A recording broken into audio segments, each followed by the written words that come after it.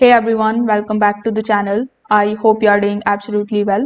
In today's video, I will show you exactly how to apply the TradingView screener to your watchlist stocks in 2026.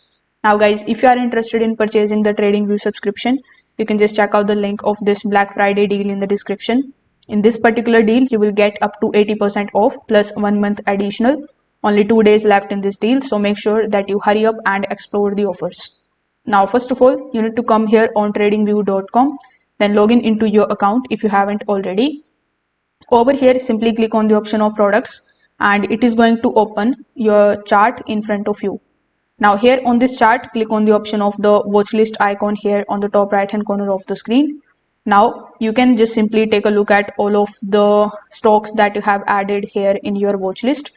Now here in the right hand section as well, you will see the option of screeners, which is going to look something like this. When you click on it, you are going to see the option of all stocks. So make sure that all stocks is selected.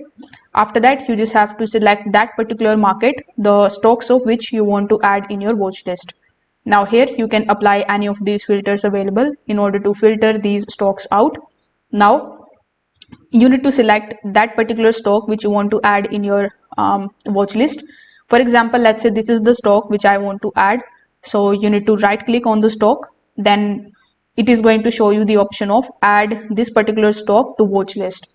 So when you hover over to it, you can either add it to your existing watch list or you can also create a new list.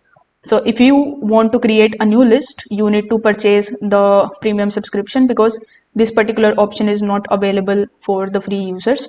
Currently, a huge discount is going on, which is once in a year discount. So if you are interested, you can check that out.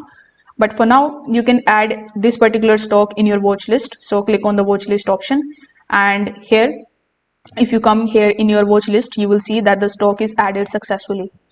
So if this video helped you out, make sure that you like this video and subscribe to the channel.